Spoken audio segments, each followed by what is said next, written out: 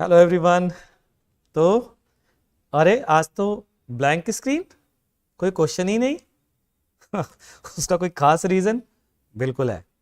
आज ना मेरा मूड आया, आज मैं क्लास में पढ़ाते पढ़ाते कि कुछ डिस्कस कर रहा था, तो उसमें रेडियस ऑफ कर्वेचर का एक फॉर्मूला है बड़ा फेमस सा। तो सेंटर ऑफ कर्वेचर की डेफिनेशन पढ़ा रहा था।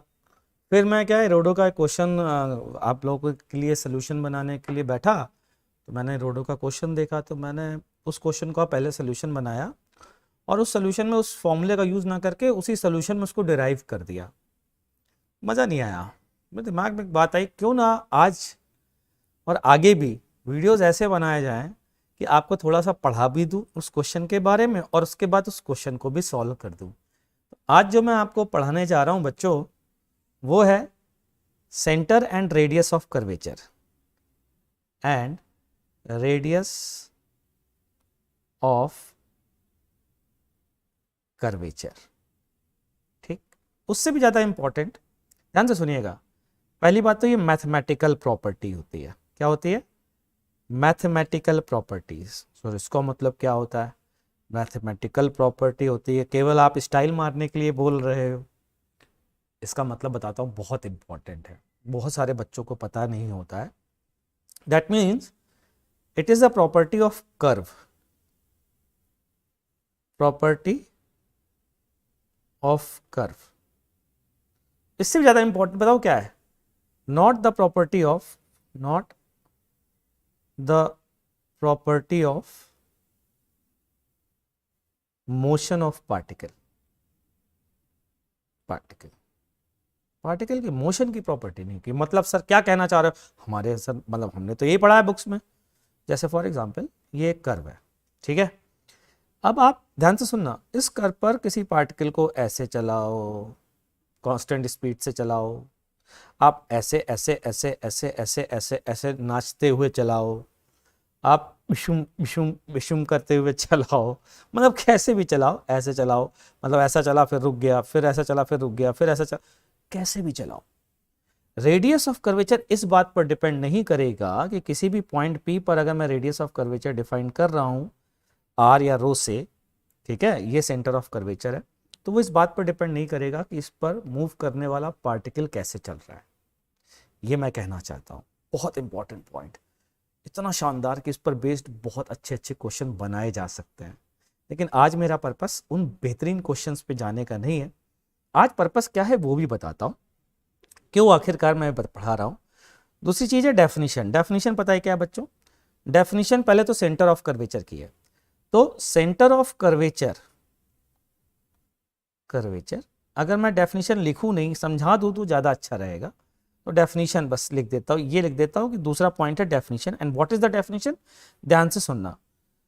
जैसे किसी ने कहा कि आप ना एस का पॉइंट एस का सेंटर ऑफ कर्वेचर बताइए और रेडियस ऑफ कर्वेचर बताइए, तो क्या है? ध्यान से सुनना।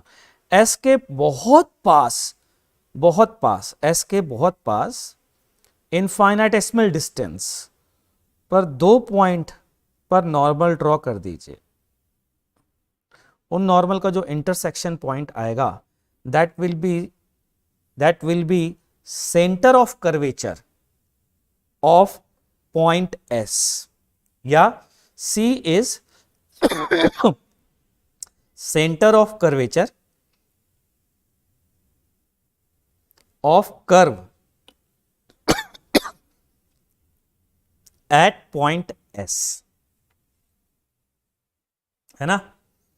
And distance of S from C, मतलब एस सी, ये रेडियस ऑफ कर्वेचर कहलाती है। ये डेफिनेशन है, ठीक। अब इस डेफिनेशन से ना वो फेमस फॉर्मूला, कौन सा फेमस फॉर्मूला? वो वाला famous formula 1 plus D Y by D X का whole square to the power 3/2, अगर आपको याद हो, सॉरी, का square to the power 3/2 divided by d2y/dx2, ठीक है। इसको आज डिराइव करने जा रहा हूं, बहुत बच्चों ने डिमांड की थी, तो इसका डेरिवेशन देखिएगा। तो तीसरा पॉइंट है इसका डेरिवेशन। मान लीजिए ये एक्स एक्सिस, ये वाई एक्सिस, और उस पर कोई ये कर्व ऐसे जा रहा है और हमसे बोला गया कि बताइए किसी पॉइंट पर x बराबर x पर रेडियस ऑफ कर्वेचर बताइए, इसका सेंटर ऑफ कर्वेचर बताइए। मैं कहा ठीक साहब, कि हमारे गुरुजी ने पढ़ाया है कि क्या पढ़ाया है, कि हमारे गुरुजी ने पढ़ाया है कि यहाँ पर एक नॉर्मल ड्रॉ करिए, उससे ds डिस्टेंस आगे एक और नॉर्मल ड्रॉ करिए, ये आ गया सेंटर ऑफ कर्वेचर, ठीक है। और ये जो डिस्टेंस है रेडियस ऑफ कर्वेचर है। मैं कहा ये डिस्टेंस कितनी है बच्चा पार्टी, ये डिस्टेंस है ds, कि ये एंगल मान लीजिए d थीटा और ये डिस्टेंस ds। अब ध्यान से सुनना, बहुत इंपॉर्टेंट चीज बताने जा रहा हूं, बड़ी मजेदार। रेडियस ऑफ कर्वेचर आपको पता है arc ds upon r, arc upon radius is d theta. भाई स्मॉल लिया है और परपेंडिकुलर ड्रॉ किया है, ये परपेंडिकुलर ये परपेंडिकुलर, दोनों परपेंडिकुलर, तो इसको आर्क बोला जा सकता है ds को, है ना। तो radius of curvature is ds by D theta. ध्यान से सुनना भाई, बाका फिर कि ds की वैल्यू मुझे पता है कि क्या होती है कि 1 प्लस नहीं ऐसे नहीं, जल्दी ज़्यादा जल्दी हो जाएगा, dy square plus dx square divided by D theta. कि सर ये वैल्यू कैसे आ गई, कि देख लीजिए कि अगर ये ds है बच्चों तो ये dx है, ये dy है, तो ds बराबर under root dy square plus dx square बनता है ना। तो रेडियस ऑफ कर्वेचर मैं तुम्हें dy बाई dx पढ़ा है मैंने अपनी लाइफ में, मैंने ये सब तो पढ़ा नहीं। मैं एक कोई बात नहीं पढ़ा, मैं उस फॉर्म में ले आता हूँ, 1 प्लस dy बाई dx से dx स्क्वायर से डिवाइड किया रूट के अंदर, ठीक है, और बाहर क्या आया बच्चों, dx बाई डी थीटा। सही है, क्लियर है। अब ध्यान से सुनना आगे की कहानी। अब D theta by D x कैसे निकालें, बहुत ही मजेदार, मजा आने वाला है, ध्यान देते रहिएगा। मैंने क्या किया बच्चों, पॉइंट जहां पर x कोऑर्डिनेट है वहां पर एक टेंजेंट ड्रॉ करी, मान लेते हैं ये एंगल थीटा है। दूसरी टेंजेंट मैंने अगले पॉइंट पर ड्रॉ की, ये थीटा प्लस डी थीटा ही तो होगा, कि क्यों, जो दो नॉर्मल के बीच का एंगल होता है वही तो उन दो पॉइंट पर दो टेंजेंट के बीच का एंगल होगा। चेक कर लीजिए, होगा ना। दैट मीन्स पॉइंट x पर और x प्लस डी एक्स पर टेंजेंट का जो एंगल है ना, उसमें जो चेंज है that is D theta.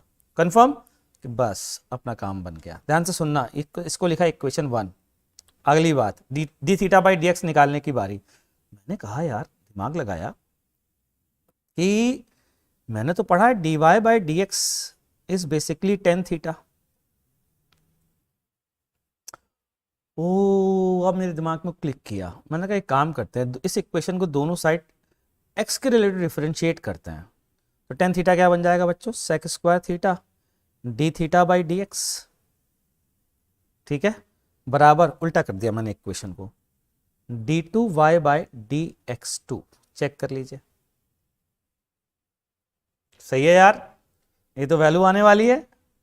D theta by D X की वैल्यू यहां से आती है D two Y by D X two बच्चों divided by sec square theta, और सेक स्क्वायर थीटा तो आपको पता ही होगा 1 प्लस टेन स्क्वायर थीटा, ठीक है। Now put this value here, ये dx बाई डी थीटा है, ध्यान रख लेना। ये तो वही आ गया, रेडियस ऑफ कर्वेचर। चेक कर लो, आ रहा है 1 plus D Y by D X, क्या आ रहा है, वही जो हमने अभी सीखा है थोड़ी देर पहले, टू द पावर 3/2। मैं बीच के कैलकुलेशन शो नहीं कर रहा हूं, आप देख लीजिए, दिख भी रहा है हालांकि साफ साफ। ये लीजिए साहब, ये फॉर्मूला आ गया। कि इस फॉर्मूले का यूज सर कहाँ करना है हम लोगों को, कि इस फॉर्मूले का हमको जो यूज करना है अब कहीं भी कर सकते हैं, किसी भी कर्व के किसी भी पॉइंट पर रेडियस ऑफ कर्वेचर निकालने का ये फॉर्मूला है, ठीक। मैं कहा ठीक है साहब, आ गया क्वेश्चन। क्वेश्चन है 1.91। मेरा मानना यह है कि एक बार आप इस वीडियो को पॉज कर दीजिएगा, रेडियस ऑफ कर्वेचर का फॉर्मूला आपने देख ही लिया, अब इस क्वेश्चन को सॉल्व करिएगा। आपसे बोला गया है एक कार्व जो है वो y बराबर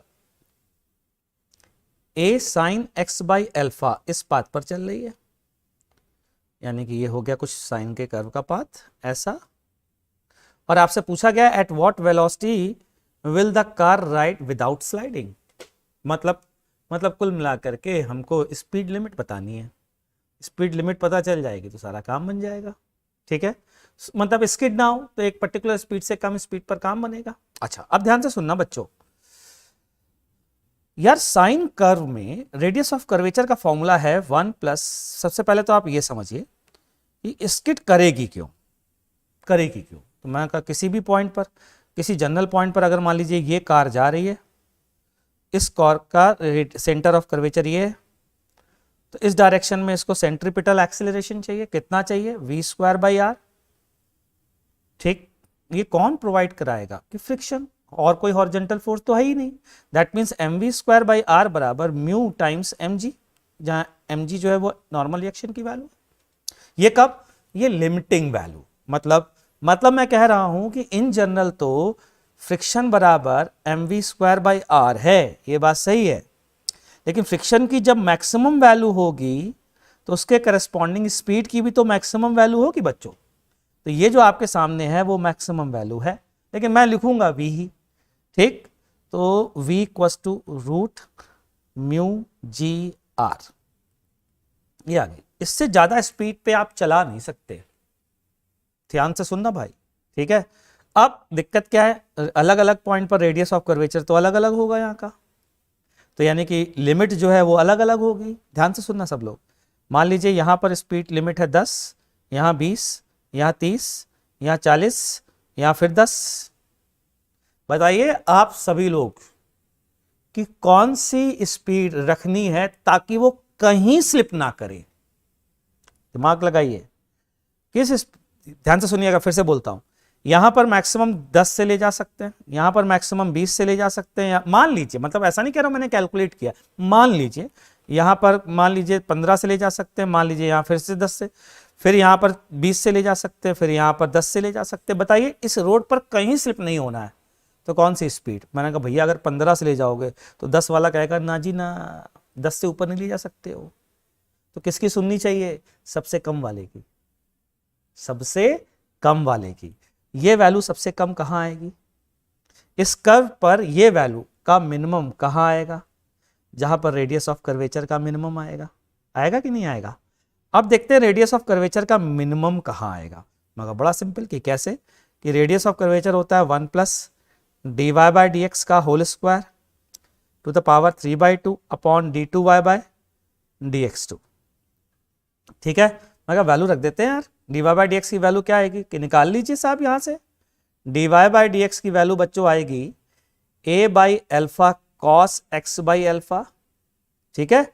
और d2y/dx2 की वैल्यू बोलिए, मैं यहीं पर लग देता हूं, a/α² माइनस साइन के साथ sin x/α, माइनस की कोई जरूरत नहीं क्योंकि मैग्नीट्यूड में काम करना है। ये वैल्यू रख देते हैं साहब, 1 प्लस a²/α² बच्चों cos square x/α to the power 3/2, ध्यान देना भाई, divided by d2y/dx2 a/α² magnitude, ये मैग्नीट्यूड लेता हूं क्योंकि हमें प्लस माइनस से ज्यादा मतलब साइन से नहीं है, sin x/α। ओहो मजा आ गया यार। अब देखना जरा, आर मिनिमम के लिए बच्चों कह सकता हूं ये मिनिमम और ये मैक्सिमम अगर एक साथ हो जाए तो मजा आ जाए, क्योंकि उस समय पूरी वैल्यू मिनिमम हो जाएगी। और ऐसा होता भी है, आपको पता होना चाहिए, जब कॉस का फंक्शन मिनिमम होता है तब साइन का फंक्शन मैक्सिमम होता है। और वो वैल्यू बताइए क्या, जब कॉस का फंक्शन मिनिमम, मैग्नीट्यूड की बात कर रहा हूं, 0, तब साइन की वैल्यू 1। ओ हो, इसका मतलब आर मिनिमम के लिए cos x/α की वैल्यू क्या हो जानी चाहिए, बोलो, मिनिमम 0 एंड sin x/α की वैल्यू हो जानी चाहिए 1। दन दना दन दन, तो रेडियस की वैल्यू आ गई, क्या आ गई बच्चों, 1/a/α², दैट मीन्स α²/a। काम बन गया है, ये वैल्यू यहां पर पुट कर दीजिए तो वेलोसिटी की वैल्यू आ रही है रूट म्यू की जगह k लिख देता हूं, g α²/a। ये है आंसर, इस स्पीड से आपको चलाना पड़ेगा। मजा आया, मुझे तो बहुत मजा आया, आपको आया, ये आप कमेंट सेक्शन में जरूर से लिखिएगा। ये मेरी नई स्टाइल है, नया तरीका है, इसलिए मैं चाहता हूं कि आज कमेंट सेक्शन में आप जरूर से प्लीज मेंशन करें कि आज का तरीका आप बेहतर लगा या नहीं लगा। ऐसे हर क्वेश्चन में मैं थोड़ा सा पहले बताऊंगा और फिर उस क्वेश्चन को सॉल्व करूंगा। मिलते हैं नेक्स्ट वीडियो में, तब तक के लिए टाटा बाय बाय।